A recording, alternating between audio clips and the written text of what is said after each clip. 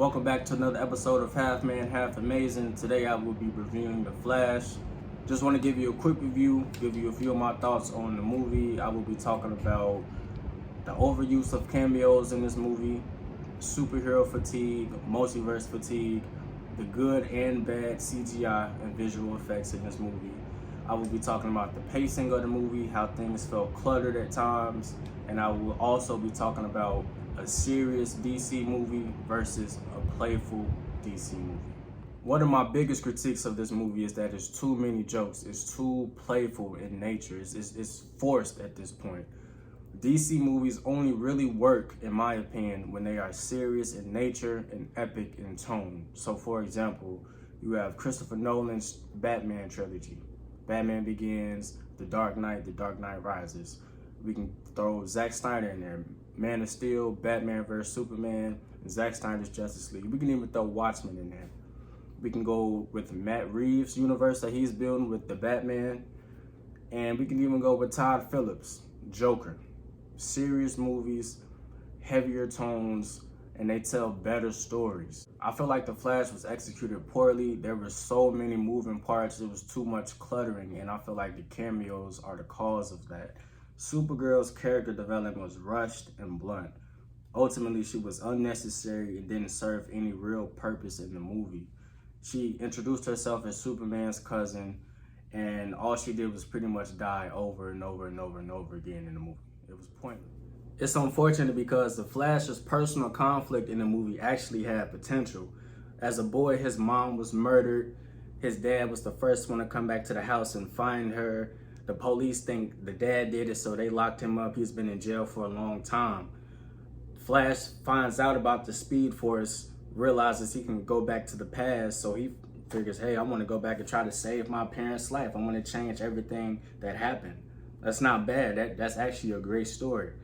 But ultimately, this film gets watered down in yet another multiverse plot that becomes an excuse for endless nostalgia bait. One of the biggest mistakes I feel that Warner Brothers made was relying too much on nostalgia.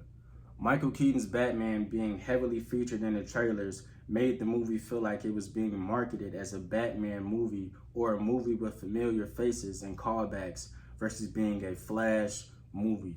They even had George Clooney show up in this movie.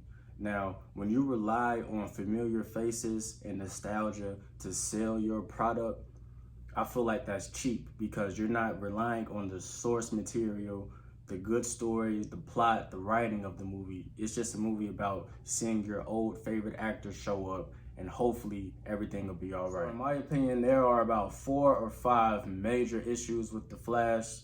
The first one being Ezra Miller's legal issues that he was dealing with at the time. Another one would be people like to blame the Snyderverse. They like to blame Zack Snyder's fans on why the DC movies aren't doing so well as of lately. Another one I would say is Warner Brothers allowing James Gunn to prematurely announce his plans to reset the DC universe. I feel like that was a bad move. The timing of it was horrible. And the fan service misalignment, I'm going to break that down too. And of course the cameos, it was just too many, it was too much. Ezra Miller having legal issues isn't the end of the world. I mean, when Robert Downey Jr. was casted as Iron Man, he had a few run-ins with the law. The real issue is Warner Brothers sidelining Ezra Miller from campaigning and promoting the movie. That on top of the writer's strike that was happening. You may feel that's not a big deal, but if you look at Black Adam, for example, that movie totally benefited from Dwayne Johnson marketing and campaigning that movie. Dwayne Johnson was on social media promising that the hierarchy of power is about to change in the DC universe.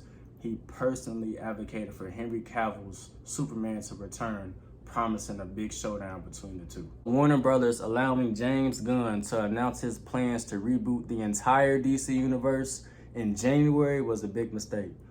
To announce that plan in January before the 4 scheduled DC movies that were and are still releasing in 2023, I think that signaled to a lot of viewers that those 4 remaining movies did not matter to the future franchise continuity. It's like, what's the point of watching those movies if they're not going to matter anyway? Especially when those 4 movies were originally pitched and conceived to be a part of the DCEU continuity. Those movies depended on interconnectivity. I feel like if Warner Brothers and James Gunn held out on that announcement until 2024, then maybe fans would have been a little more invested in those 4 movies. But instead, it's like Warner Brothers set them up to seem irrelevant. All right, so with the fan service misalignment, I feel like Flash did his own thing with the Flashpoint storyline in this movie. There wasn't a Thomas Wayne Batman or Reverse Flash, but that's okay. Things don't always have to follow the comics page by page. Captain America Civil War changed things around, and that movie did just fine.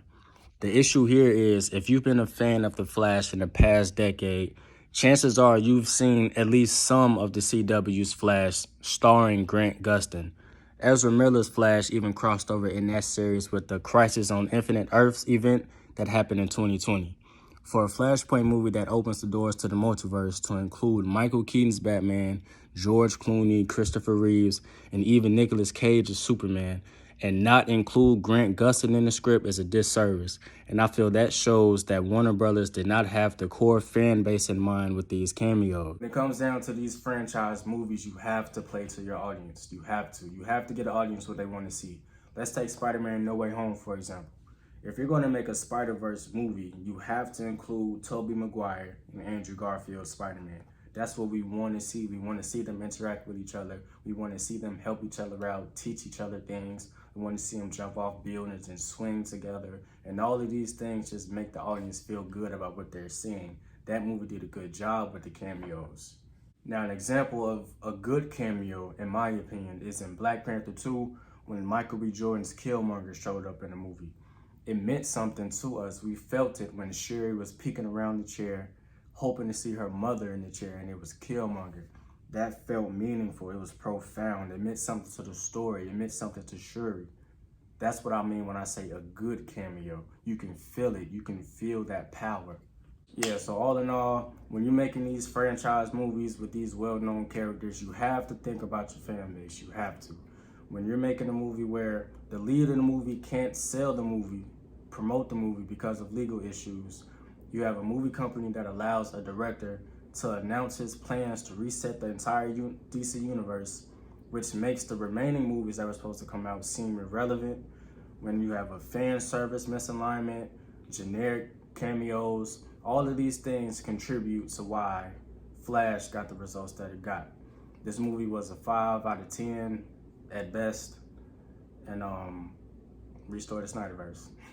Thank you for watching my review. Thank you for supporting my YouTube channel. Please like and subscribe, share, all of that good stuff. And in the comment section, let me know if you agree or disagree with any of the points I made in my review.